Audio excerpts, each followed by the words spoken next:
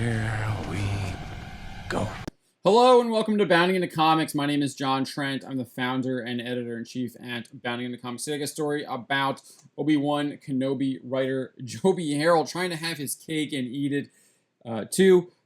In a recent interview with Vanity Fair, he talked about how the Empire and the Inquisitors operate, and he gives diametrically opposed answers when it comes to how the Inquisitors and Reva operates and how Darth Vader operates. It just goes to show that this guy cannot even keep his story straight in an interview, let alone in the Obi-Wan Kenobi show, which, in my opinion, is one of the worst pieces of television ever created, let alone the worst piece of Star Wars ever created. So let's get to this. I wrote this article up earlier today. Headline: Obi-Wan Kenobi writer Joby Harold can't even keep his story straight in an interview, let alone an Obi-Wan Kenobi episode. So if you've watched any of my videos on Obi-Wan Kenobi or actually watched any of the show, you know that the show has huge problems, and it is my opinion that it is one of the worst shows ever created. There's numerous plot inconsistencies, contradictions, and contrivances. So not only is Harold's writing absolutely abysmal by just watching the show, but it also extends to his interviews addressing the numerous problems with it. Harold recently talked to Vanity Fair about the series and recently touched on Reva as well as Darth Vader and how the Empire and the Inquisitors operate 10 years after Chancellor Palpatine announced the formation of the Galactic Empire. However, the way he answers the questions about Reva and Darth Vader are diametrically opposed, meaning that somehow the Galactic Empire is operating two different ways depending on which character Joby Harold is talking about. So let's get to this. Vanity Fair's Anthony Breznican asked Harold, Reva devises the plan to kidnap young Leia as a way of drawing Obi-Wan out of hiding. I've seen some criticism where people say, why didn't Darth Vader and the Grand Inquisitor do that before? Or why didn't they go after her adoptive father, Bail Organa, since he was in the Galactic Senate? Can you explain why the Empire would be restrained at this point in the story? So it's interesting that Harold only answers the last question. He doesn't actually answer the first two questions, which probably would have been more interesting to get his answer from. But nevertheless, this is what we got from Joby Harold. He says, I think you said it very well. The Empire is in control, but they are a body that exists within the day-to-day life of the citizens of the galaxy. Many people believe they are doing what has to be done. There are people that sympathize with and believe in them. The Inquisitors aren't acting like renegade hotshots cruising around going against the wishes of the Empire. Reva's unpredictability isn't consistent with their operating procedure. So this is really important right here. Remember these two sentences here. The Inquisitors aren't acting like renegade hotshots cruising around going against the wishes of the Empire. Reva's unpredictability isn't consistent with their operating procedure. Certainly, going after a senator's daughter is very much off limits. Reva's discovery of the potency of the relationship between Bail and Obi-Wan and taking advantage of that is certainly not within the playbook. Again, if you've watched any kind of Star Wars, you know that that's a load of crap, and I'll get to that a little bit later on. But so I think that those last two sentences there, where he's talking about the Inquisitors don't act like renegade hotshots, will be really important to remember, because he goes on to talk about how Darth Vader literally is a renegade hotshot cruising around doing what he wants, and he's completely unpredictable. So let's continue here. Breznican then followed that up asking, the Empire is still trying to act like they're not so bad, in other words. Harold replied, yeah, but then she calls them out on that hypocrisy too. She says, we've done worse. We established her as being more impulsive, more committed to her own personal goals. So it felt like we created enough room for her character to push further than they would. Again, did you watch any of the Clone Wars, specifically any of the Maul storyline? The guy is completely all about himself. Reva is nowhere near the character of Maul is in the Clone Wars yet. And I don't think she will be in the short time she will be on the Obi-Wan Kenobi show. So again, it doesn't make any sense for anyone who's actually watched any kind of Star Wars outside of the Obi-Wan Kenobi show. I mean, literally, even if you watch the original trilogy, Vader is trying to get Luke to join him so they can overthrow the Empire. So that's what the dark side does. They're always trying to overthrow the main one. And George Lucas has even talked about that too. It's nothing new. So after briefly discussing Reva killing the Grand Inquisitor, Breznican turns his attention to Darth Vader, saying, that brings us to episode 3, and obviously the emergence of Vader. We get Vader and Obi-Wan face to face, but the sequence where Vader is walking down the street slaying innocent bystanders has people saying this is the scariest Vader has ever been. I don't know who's saying that. Did you not watch any of the other movies with Vader in it? It wasn't scary. It was ridiculous almost. So after just claiming that Reva's unpredictability isn't consistent with the Empire's operating procedure, Harold glories in Vader doing the exact same thing that Reva does, clearly indicating that Reva's unpredictability is consistent with their operating procedure, given it's what Vader is doing. So Vader literally just goes down the street and is like pulling people out of homes and just like killing them. And that's exactly what Reva was getting lectured for doing on Tatooine. It's like, how could you slice this guy up and threaten this person's life, yada, yada, yada. Like, how could you be doing that where Vader's literally just like killing people in the street? It makes absolutely no sense. So Harold responds to Bresnikan saying, it was 1,000% the intention. From a Vader point of view, we're all living with the memory of the end of Rogue One and how effective that was. It was very gratifying to see Vader finally be unleashed in a sequence like that, so we wanted to try to trump it if we could. It was a lot more extreme at one point. He's trying to say that the scene was more extreme. It probably would have been better if it was, because what you got was just milquetoast.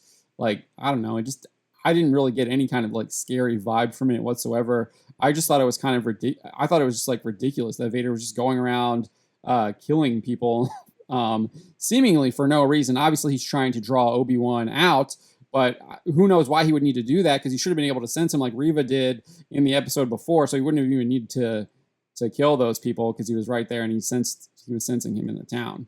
But again, that's part of Joby Harold's terrible writing. But he would elaborate saying, I got pulled back a little bit on that. It was so important to define Vader's anger and rage. There's an emotionality to the choices he's making that are a little further than we're used to seeing with Vader. Pretty much never see him make like emotional choices. I mean, I guess he kind of does when he's like, I don't know. I don't think you could kind of argue that he makes an emotional choice in the original film where he starts choking the guy and like Tarkin holds him back. But again, I also think that was kind of him showing like, you know what, like my sorcerer ways are still more powerful and I can like snuff your life out like this. Obviously, he kills people for their failure at Hoth. He's usually making logical decisions. If you fail me, you're going to die. He's usually not acting on these like just crazy emotions that he seems to be doing in this show. But again, it goes to the point these people don't know these characters. But Harold says, he's pushed a little more than the Vader we know. Obi-Wan isn't the finished article before the original Star Wars, and we can look at Vader in the same way. Remember, it's been 10 years. He's literally been killing all of the Jedi for 10 years. So again, this is just an absolute garbage answer, which doesn't make any sense. He then says he is emotionally invested in that hunt to the same degree that Obi-Wan's emotionally invested in running away. That's exactly why Darth Vader is not seen until the very end of the 4th episode and lets Reva do everything because he's so emotionally invested in the hunt. Again, it doesn't make any sense. You're just literally spouting words trying to justify your trash writing. And he says, what a tremendous vehicle to try to articulate rage when you have Darth Vader on the board and you have that silhouette. It is a scary sequence, but it was entirely by design, and it had to be because everyone's running from something that's terrifying, except literally no one was running. They're all just getting pulled out into the streets or they're kind of hiding, and he's just like killing them. I don't remember any, like, I guess there were maybe a couple people running, but they were just like getting killed. So, and then Obi-Wan decides to then try and draw his attention in order to have Leia and Tala flee down the tunnel, which didn't need to do anyways, because clearly Vader couldn't sense him apparently. But then we get this part here. Bresnikan then compared Vader to Michael Myers, to which Harold replied, I know what you mean. That just makes him all the more intriguing. As he's going down the street and doing those things, he's doing them to draw the Jedi out. We've established the language the Jedi hunt themselves because they cannot stand by and watch innocents be killed. So Vader is very cognizant of what he's doing as he's walking down that street. The horror of the moment has an emotional weight because it's calculated. So again, he's contradicting himself here. He's saying it's like there's like this emotionality to it, and now it's all being calculated and stuff like that. And I don't think the show actually does show you that it's being calculated. It's just him killing people, and I think they just try to do it for a scene. I think he admitted he just wanted to do it to try and trump what happened in Rogue One, and it just fails because it doesn't actually fit the story, which pretty much every scene in the show doesn't fit the story. He would reiterate this point when asked about Vader burning Kenobi on Mapuzo. He says, his choice is revealing the character beneath and the torture beneath, the pain inflicted and the eye for an eye of it all. It's a chance to hint at something beneath the mask. Vader can't be talking about, his feelings, so it has to be an action. That comes from dragging people down the street behind you to try to pull the Jedi out of hiding, and that comes in inflicting the same pain upon the Jedi that he did to you. It's awful, but he should be awful. He's Darth Vader. Remember, he just said that Reva couldn't do this because it's not in the mission of the Empire, yet here he is saying, like, this is what Darth Vader does because he has to do it. I mean, this guy literally can't get his story straight in an interview where just 4 questions apart in the interview with Vanity Fair. I mean, how can you expect some guy to actually tell a story about these iconic characters when he can't even get a simple questions right in an interview?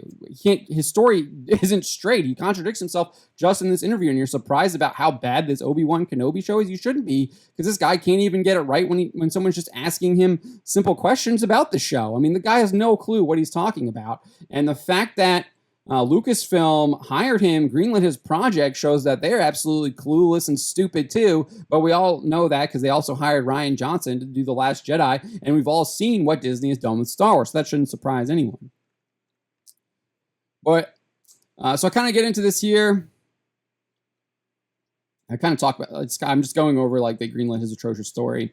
And then, obviously, if the Inquisitors aren't renegade hotshots, then why in the world is Darth Vader depicted as a renegade hotshot, dragging people out of their homes and slaughtering them in the street to try and draw Kenobi out? That's exactly what Reva was doing, remember, on Tatooine, was threatening Uncle Owen. And then again in the first episode, where she's the one who just throws the dagger at the guy to try and draw out the Jedi, who seemingly is still there in the bar for whatever reason, because he's being hunted by Inquisitors, but he's going to stay in the same location. Makes perfect sense. But yeah, so that doesn't make any sense whatsoever. He can't have his cake and eat it. We're not stupid like the executives at Lucasfilm who greenlit this crap. We realize trash is trash. And the Obi-Wan Kenobi show is trash. Joby Harold's answers trying to explain it are trash as well. And then as for his idea that the Empire wouldn't target the children of senators, it's ridiculous. Ridiculousness. When there are multiple plots to kill Padme during the events leading up to and of the Clone Wars, as shown in the opening scene of Attack of the Clones, when Padme lands on Coruscant, her ship is bombed and her decoy posing as her is killed. Later in the film, Padme is targeted again by the Clawdite bounty hunter Zam Wesell. However, Anakin and Obi-Wan are able to foil the plot and eventually discover clues that lead them to the cloning facility on Kamino and the Separatist base of operations on Geonosis. The assassination plot was a part of Sidious's plan to have the Republic engage in a civil war with the Separatists. The idea that he would not target the children of senators when he made repeated attempts on Padme is just utterly ridiculous. To make that claim is just stupid. I mean, he's trying to kill a sitting senator. Why would he not target the child of a senator if he's willing to kill the senator? And then, lest you forget, Sidious orders Darth Vader to ruthlessly butcher everyone in the Jedi Temple, including younglings and Padawans. It's hard to imagine the Empire wouldn't target children when one of its first acts is the ruthless extermination of young Jedi and Jedi in training. You can't make any of this stuff up. These people really, truly just expose themselves, don't know anything about Star Wars, and they really don't know anything about these characters. They don't know Darth Vader, they don't know Obi-Wan Kenobi, they don't do their research.